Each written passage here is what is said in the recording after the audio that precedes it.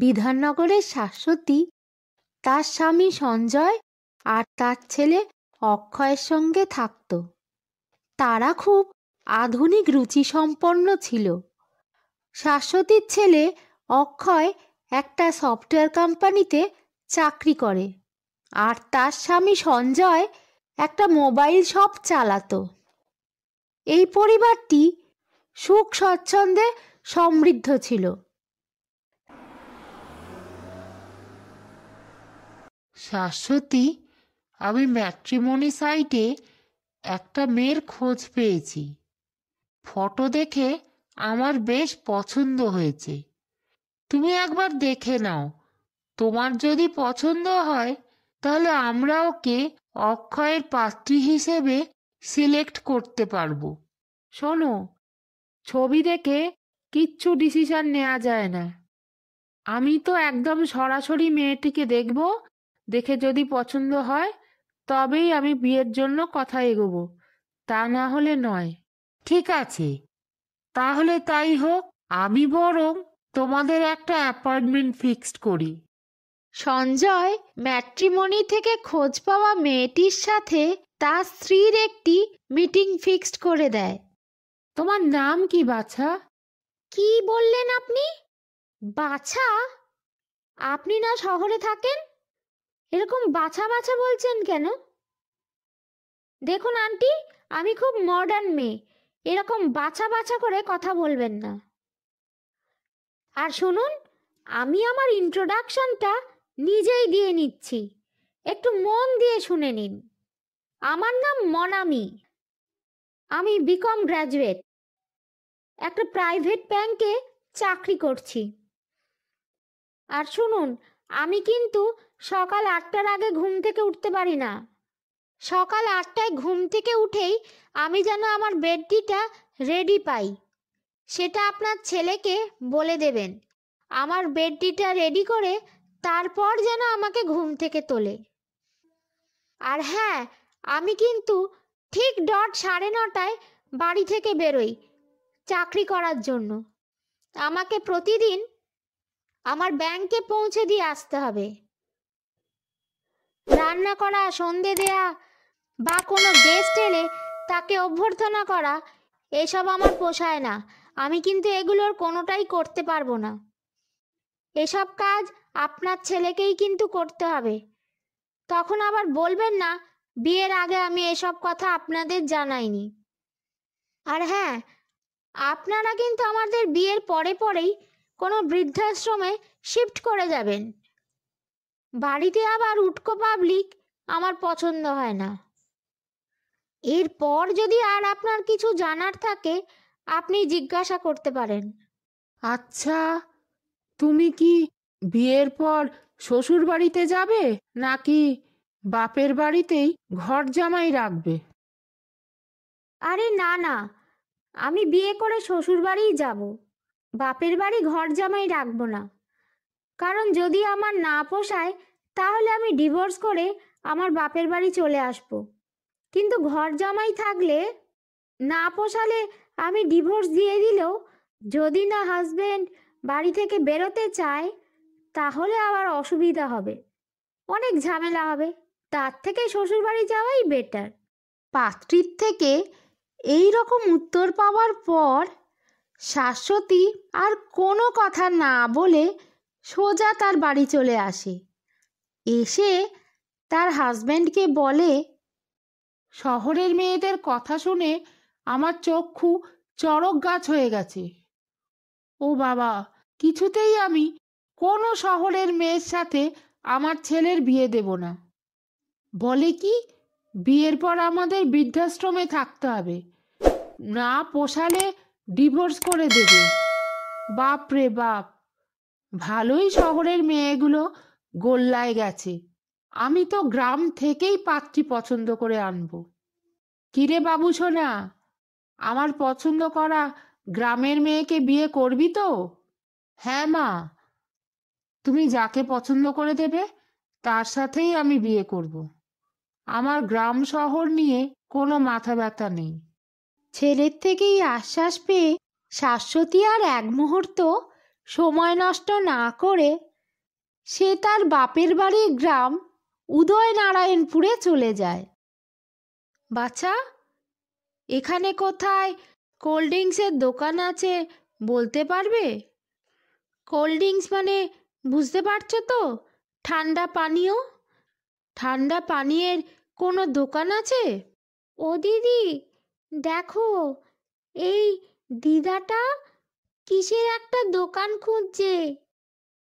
হ্যাঁ মাসিমা, বলুন, কিসের দোকান খুঁজছেন আপনি? আসলে মা, আমার তো খুব পিপাসা পেয়েছে, তাই আমি একটা ঠান্ডা পানীয়ের দোকান খুঁজছি। মাসিমা, এখানে কোনো ঠান্ডা পানীয়ের দোকান নেই। এখান থেকে প্রায় 2.5 কিলোমিটার পর আপনি আমাদের বাজারে ঠান্ডা পানীয়ের দোকান পাবেন। আপনাকে তো এর আগে এ অঞ্চলে কখনো দেখিনি। আপনি কি এখানে বেড়াতে এসেছেন? হ্যাঁ মা, তুমি ঠিকই বলেছ, আমি এই গ্রামে বেড়াতে এসেছি। আসলে এটা আমার বাপের বাড়ির গ্রাম, কিন্তু বাবা মা মারা যাওয়ায় প্রায় 27 বছর হলো আমি আর এ গ্রামে পা রাখিনি। হঠাৎ আমার খুব গ্রামে আসতে ইচ্ছে করলো, তাই জন্য আমি এখানে বেড়াতে এলাম। ও, তার মানে আপনি আপনার বাপের বাড়ি গ্রামে এসেছেন, তাই তো? তাহলে তো আপনি আমাদের অতিথি। তাহলে দয়া করে আমার বাড়ি চলুন। এই পাশেই আমার বাড়ি। ওখানেই একটু চা খেয়ে নেবেন। তাহলে আপনার পথের ধকলের সাথে সাথে পিপাসাও মিটে যাবে। তোমার নাম কি মা? আর তুমি যে আমায় তোমার বাড়ি নিয়ে যাচ্ছ, এতে তোমার বাবা মা কোনো আপত্তি করবে না? মাসিমা, আমার নাম বসুধা। আমি আমার বাবা মায়ের একমাত্র মেয়ে। আমি কাউকে অতিথি করে নিয়ে গেলে আমার বাবা মা কোনো আপত্তি জানাবেন না। তাছাড়া বাড়িতে কোনো অতিথি এলে আমরা কি বিরক্ত হই? না, আমরা অতিথি এলে কোনো আপত্তি জানাই? তাই নিশ্চিন্তে আমাদের বাড়ি চলুন। বসুধার ব্যবহারে শাশ্বতী খুব খুশি হয়। সে বসুধার সাথে তাদের বাড়ি পৌঁছে যায়। তারপর জলখাবার খেয়ে একটু বিশ্রাম নেওয়ার পর শাশ্বতী বসুধার ব্যাপারে অনেক খোঁজ খবর নিতে থাকে বসুধার মায়ের কাছ থেকে। তারপর সে ফোন করে তার স্বামী আর ছেলেকে তার ওই বাপের বাড়ির গ্রাম উদয়নারায়ণপুরে ডেকে পাঠায়।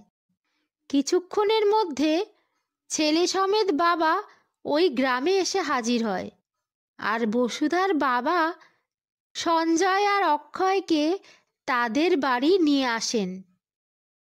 শাশ্বতী, এই মেয়েটিকে তো আরো সুন্দর দেখতে। সেই ম্যাট্রিমনির মেয়েটির থেকেও বেশি সুন্দরী এই মেয়েটি, তাই না? হ্যাঁ, শুধু রূপ নয়, মেয়েটির গুণও আছে। বসুধা বাড়িতে যেমন তার মাকে গৃহস্থালির কাজে সাহায্য করে, সেরকম গ্রামের বাচ্চাদেরও ফ্রিতে পড়ায়। বাবা মাকে শুধু সম্মান করে তা নয়, অপরিচিত মানুষদের সঙ্গেও ভালোই ব্যবহার করে। ওভারঅল মেয়েটির স্বভাব খুবই ভালো। তোমার যদি কিছু প্রশ্ন থাকে তুমি করে দেখো, দেখো কি সুন্দর জবাব দেয়। আচ্ছা বলো তো, মেয়েদের কিরকম পোশাক পরা উচিত? মেয়েদের এমন পোশাক পরা উচিত যেটা পরলে সামনের জন তাকে সম্মান করতে পারবে। মানে শাড়ি হোক বা চুড়িদার বা অন্য যে কোনো পোশাক, যেটা পরলে শালীনতা বজায় থাকে, সেই রকম পোশাকই মেয়েদের পরা উচিত। আর বলো তো, বৌমা কেমন হওয়া দরকার? তরকারিতে নুনের মতো, ঘরের বাইরে আলপনার মতো, আর ঘরের মধ্যে একদম নিজের আপনজনের মতো যে হয়, সেই তো বৌমা। বৌমাদের তো এরকমই হওয়া উচিত, তাই না? বাহ বাহ বাহ, বসুধা, তোমার উত্তরে মন ভরে গেল। গায়ত্রী বোন, আমি আমার ছেলের বিয়ে তোমাদের মেয়ে বসুধার সাথে দিতে চাই, তোমাদের যদি কোনো আপত্তি না থাকে। হ্যাঁ, আমাদের ঠিক আপত্তি নেই, কিন্তু আমরা তো সেভাবে আপনাদের চিনি না। কিভাবে মেয়ের বিয়ে আপনার ছেলের সাথে দিই বলুন?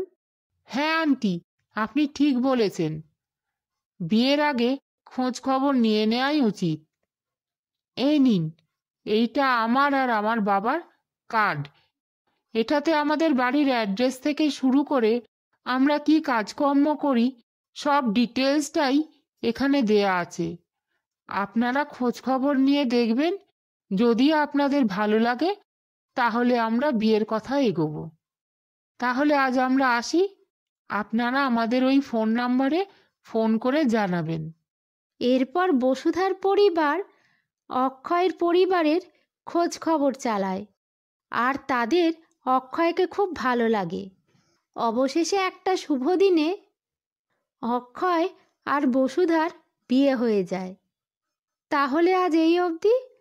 আমাদের ভিডিওটা যদি আপনাদের ভালো লাগে তাহলে লাইক শেয়ার করবেন, আর হ্যাঁ, নতুন দর্শকরা সাবস্ক্রাইব করতে ভুলবেন না। তাহলে দেখা হচ্ছে পরবর্তী ভিডিওতে। ভালো থাকবেন।